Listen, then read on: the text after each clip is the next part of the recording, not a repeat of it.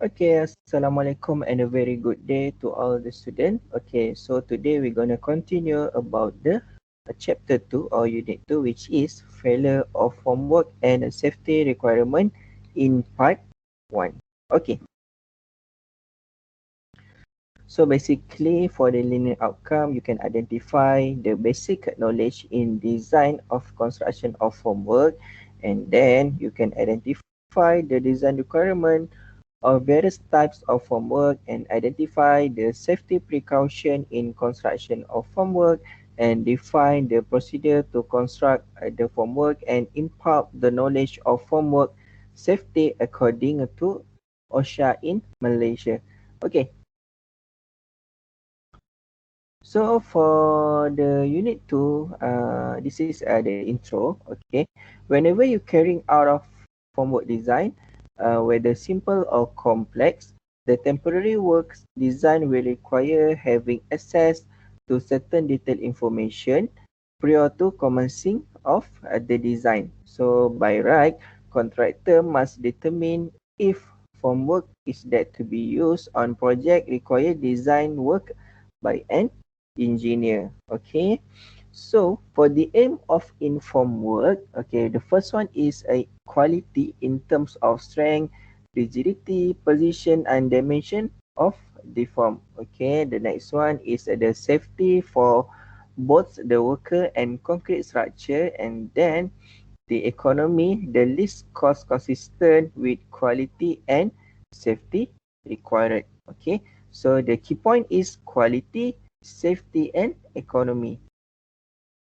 Okay, for the design consideration is divided to 4, which mean the first one is safety and the second one is cost, unique design challenge, and the last one is the contractor. Okay, so what is mean by safety? So safety designer must place the first priority on safety. OSHA codes provide stringent performance specification regarding on temporary structure. Okay, the next one is a design cost-effective solution to temporary structure problems could be easily by the competitive advantage a contractor has over an others.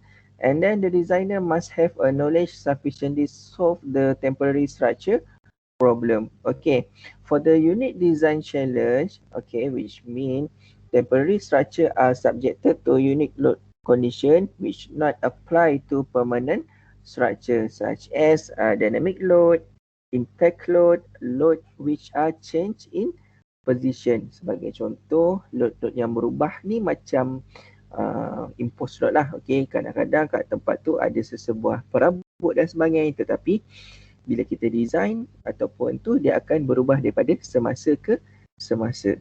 Okay, and the next one is the contractor. Okay, considerable experience and practical knowledge of temporary structure. So sebagai seorang kontraktor kita perlulah ada knowledge. Okay, di mana at least kita tahu apa yang kita nak buat tu. Okay, so sebagai seorang kontraktor juga perlu hire ataupun lantik engineer dia supaya kita dapat manage construction process dalam basic understanding. So at least kita tahulah proses yang terbaik untuk sesebuah pembinaan tersebut. Okay, seterusnya adalah basic principle in design formwork in construction. So for the first one is the basic principle dalam design formwork adalah seperti structure requirement, ada deflection, ada loss of ground and ease of construction seperti ease of stripping and maximum reuse. So dalam yang pertama ni adalah group leakage lah dalam gambar tu. Okay, di mana berlakunya lelehan air keluar daripada konkrit ataupun komponen konkrit dan juga formwork tersebut. Okey, antara structure requirement yang digunakan di dalam pembinaan formwork, okey, dia ada 5 semuanya, di mana ada British Standard 5975 dan juga 8110 dan juga 449. So this one dia lebih kepada forcework, structural use of concrete dan juga use of structural steel in building. Untuk Malaysian Standard pula dia gunakan MS 544 tahun 1978, di mana untuk use for structural use of timber. And then the last one is CP3, which mean in perkiraan dalam wind loading.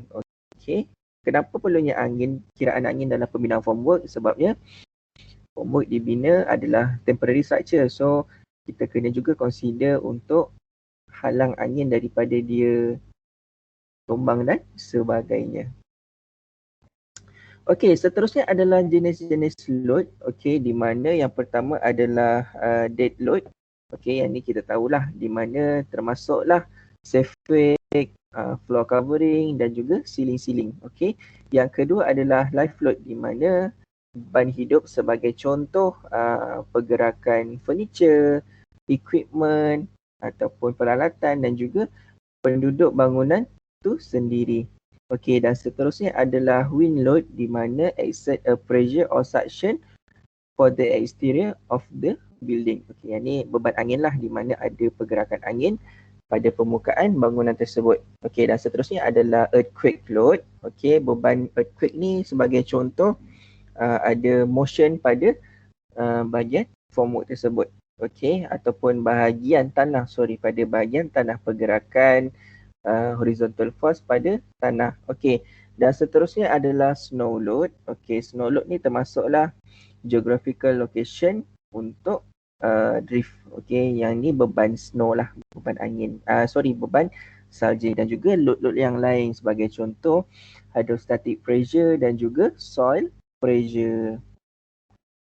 Okey, seterusnya adalah deflection di mana poor appearance cause unsightly concrete and does not appear to be safe. Okey, dan juga concrete wastage ataupun lebihan konkrit akan menghasilkan rectification or modification. Okey, dan dalam gambar ni adalah lenturan pada formwork yang telah berlaku apabila efek kepada konkrit tu dituang. So this one adalah contoh kepada deflection. Okay, seterusnya adalah loss of grout. Okay, this one adalah appearance look so poor due to fins or honeycombs. Okay, sebagai contoh dalam gambar ni adalah gambar di mana berlakunya honeycomb berlaku. So macam mana dia boleh berlaku adalah sebab ketidakkurangan ataupun kurangnya supervision pada sekitar kita buat formwork ni. Okay, so seterusnya hasil daripada loss of grout ni dia akan menghasilkan kekuatan ataupun mengurangkan kekuatan pada struktur bangunan itu nanti. Okay, dan seterusnya adalah mudahnya pembinaan, ease of construction. Okay, this one dia akan reduce damage, number of more time of use. Okay, dan juga reduce labor usage dan juga akan mengurangkan construction time ataupun cycle time dan juga mengurangkan penggunaan set of formwork. Okey, seterusnya adalah ease of stripping ataupun bahasa mudah dia lupus lah. Okey, dia akan mengurangkan reduce damage or more number of time of use dan seterusnya reduce labor usage and reduce construction time dan juga cycle time dan juga enable less set of formwork to be used. Okey, dan seterusnya adalah maximum reuse untuk formwork di mana formwork yang digunakan boleh di-apply sebanyak ataupun boleh digunakan dalam masa 3 kali sahaja untuk certain formwork lah secara general dia. Okey, seterusnya kita pergi kepada faktor-faktor kegagalan di dalam formwork dan juga di dalam pembinaan dan juga di dalam design. Okay, so kadang-kadang formwork tu dia boleh collapse ataupun dia boleh pecah dan sebagainya. So macam mana kita nak atasi dia? So ini adalah salah satu punca-punca dia lah yang disenaraikan untuk punca-punca kegagalan di dalam formwork. Okay, antara punca yang pertama adalah improper or inadequate single posture. Okay, many collapse are caused by instability associated with single posture. Okay, so macam mana kita nak atasi dia? Tupang yang kita letak pada bahagian bawah tu, pada bahagian formwork tu perlulah betul-betul kuat. Okey, contoh dalam gambar tu, kita punya tupang dia tu dia tidak terlalu kuat. So bila tidak terlalu kuat dan sebagainya, berlakulah runtuhan struktur yang belum siap. Sebagai contoh dalam gambar that one. Okay. Seterusnya adalah daripada segi inadequate bracing of member. So yang ni termasuklah inadequate bracing, termasuk lacing, ties dan juga connection yang lain. Okey, termasuklah masalah-masalah yang lain seperti overlook yang di mana selalunya berlaku pada kegagalan tersebut. Okey, yang ini daripada segi pengikat dan sebagainya lah. Okey. Seterusnya adalah lack of control rate of concrete placement, di mana metod yang digunakan ataupun kadar yang digunakan itu terlalu kuat. Sebagai contoh, masa kita tuang konkrit tu, kita tak boleh terlalu jarak dia terlalu dekat lah, maksudnya terlalu jauh, sorry. So bila dia terlalu jauh akan berlakunya impact getaran ataupun gegaran pada formwork tersebut. Okey, seterusnya adalah improper vibration or consolidation of concrete. Okey, yang ini berlakunya gegaran lah pada konkrit yang sedang di-vibrate ataupun masa kita curing dia tu. Okey, so bila berlaku gegaran, dia akan menghasilkan kegagalan lah pada formwork tersebut. Salah satu punca dia. Okey, yang seterusnya adalah rotation of joist and beam. Okey, this one adalah daripada tupang dia tu lah, di mana bila dia collapse dan juga maximum reversible depth width ratio, perlulah dia unrestrained member must be checked carefully. So sebelum kita tuang konkrit, sebelum kita buat, pastikan kita punya joist drill tu betul-betul kukuh untuk elakkan berlakunya rotation joist ataupun pusingan lah. Bukanlah pusingan, maksudnya berlakunya kegagalan pada formwork tersebut. Okey, dan seterusnya adalah improper or inadequate for multiples. Okey, this one sama juga dengan yang atas tu, cuma membezakan dia adalah daripada segi material yang digunakan untuk custom dia. Okey, seterusnya adalah error in placement of reshoring. Okey, yang ni sebagai stripping for reshoring and for formwork removal must be specific, clearly stated and referencing the expected concrete strength, sama ada daripada curing dan juga temperature dan juga design load dan juga spek-spek yang lain. Okey, dan seterusnya adalah sebagai pekerja tu sendiri ataupun yang design formwork tu sendiri, dia gagal untuk failure to follow code and standard. Okey, code and standard ni mestilah diikut lah supaya apa yang telah dilaksanakan tu dia follow lah daripada segi keselamatan dan juga keselamatan pekerjaan pada pekerja dan juga binaan tersebut. Okey, ada lagi iaitu daripada segi kecuaian pekerja. Okey, yang ni pekerja perlulah jangan cuai lah. So tak adalah boleh bergurau dan sebagainya masa kita buat kerja. So bila benda tu berlaku, kita tak expect akan yang berlaku. Contoh kegagalan pada formwork tersebut dan sebagainya, dia akan mengakibatkan accident dan sebagainya. Okey, dan seterusnya adalah improper lack of design of formwork. Okey, yang ni adalah design pada peringkat awalnya lah, di mana kita tak design betul-betul formwork tersebut untuk menampung beban dan sebagainya. Okey, seterusnya adalah force acting on vertical shore. Okey, this one adalah daya yang terhasil pada formwork tersebut. Okey, macam dalam gambar sketches tu. Okey, dia ada joist, dia ada beam dan juga ada girder dia. So bila joist tu dia ditampung oleh beam dan juga beam ditampung oleh yang bahagian girder tu, so nak tak nak memang kena betul-betul kukuh pada girder tersebut. Okey, dia termasuklah dead load include dan juga ada lift load, okey, ataupun live load. So sama ada dari segi magnitude untuk load itu, dia determine or estimate with reasonably accuracy.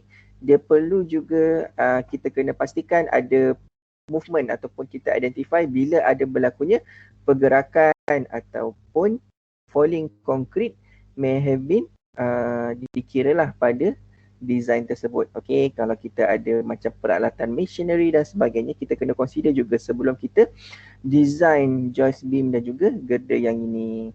Okey, dan seterusnya adalah daya yang terhasil daripada concrete falling on a deck. Okay, so basically deck form a supposed fresh concrete which is designed to withstand the weight of the concrete plus an additional load, which means frequency referred to as lift load and resulting from workers, concrete baggage and material that may be stored on the concrete slab before it attain full strength.